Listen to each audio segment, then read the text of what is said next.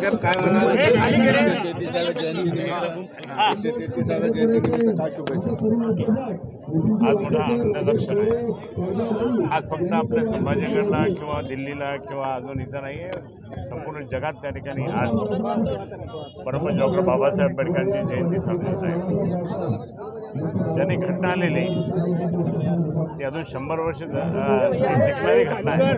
दूरदृष्टी पाहून त्यांनी त्या ठिकाणी हे केलं. आज किती महान आहेत ते इंदिराजींनी सांगितलं होतं ते युगपुरुष आहे. आणि म्हणून असं सर्वांनीच त्या ठिकाणी केलं. शिवसेना प्रमुख मान्य बाळासाहेब ठाकरे यांच्यासोबत त्यांचा संपर्क होता. बाबासाहेब स्वतः माननीय बाळासाहेबांच्या प्रभादेवीच्या घरी यायचे. प्रबोधनकार ठाकरे साहेब सुद्धा त्यांच्या बसायचे आणि प्रबोधनकार ठाकरेंनी त्यांच्यासोबत आंदोलन केलेलं आहे महाडचं चौदार तळीच्या तिथे. म्हणून हा सगळा जर पाहिला तर आज ठाकरे परिवार आणि आंबेडकर परिवार हा खूप क्लोज आहे. आणि म्हणून त्यांनी शिवसेना प्रमुखांनी मागे सांगितलं होतं की शिवशक्ती भीमशक्ती एकत्र आली तर देशाचं चित्र बदलेल.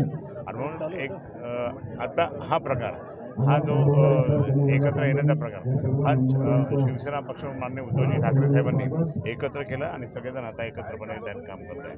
मी सांगतो की परमपूज्य डॉक्टर बाबासाहेब आंबेडकरांच्या घटनेमुळे त्या ठिकाणी अनेक जण उपेक्षित जे होते ते कधी पुढे जाऊ शकत नव्हते. ते आज खूप मोठे IAS ऑफिसर झाले, IPS ऑफिसर झाले किंवा मोठे सेक्रेटरी झाले, सचिव झाले. मग हे कोणामुळे झाले? फक्त परमपूज्य डॉक्टर बाबासाहेब आंबेडकरांमुळे झाले. आणि म्हणून त्यांना या महामानवाला आमच्या शिवसेनेतर्फे उद्धव बाळासाहेब ठाकरे यांच्या वतीने भावपूर्ण आदरांजली वाहतो. जय हिंद, जय महाराष्ट्र, जय भीम. दादा, नारायण राणे यांनी उद्धव साहेबांवर गंभीर टीका केली की उद्धव ठाकरे वेडे आहेत आणि ते दहशतवाद्यांना आमची सुपारी देतात. आणि नारायण राणेच वेडा आहे. तुम्ही पाहता, तुम्ही त्याचं तोंड कसं चेहरा पडलेला आहे. आता तो कोटबीट घालताना आता फक्त शर्ट घालतो हे उघडं इथपर्यंत. पण त्याच्यावर काय बोलायचं?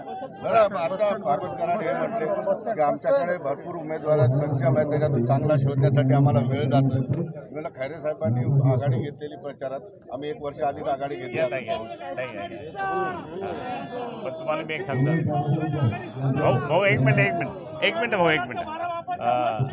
ते कसं माहिती आहे का, ते किती काय म्हणले त्यांना कुठे मतदान करावं लागेल हे फक्त पाहून घ्या. त्यांचा उमेदवार ठरत नाही ना. भागवत कराड यांनी तुमचं प्रचार कार्यालयाचं उद्घाटन झालं म्हटल्यानंतर माझी खासदार आहे ते निवडून येणार नाही असं म्हणले. आता त्याला माझंच काम करावं लागलं. डॉक्टर करायला माझंच काम करावं लागेल तर ते टिकतील, नाही तर टिकत नाही ते.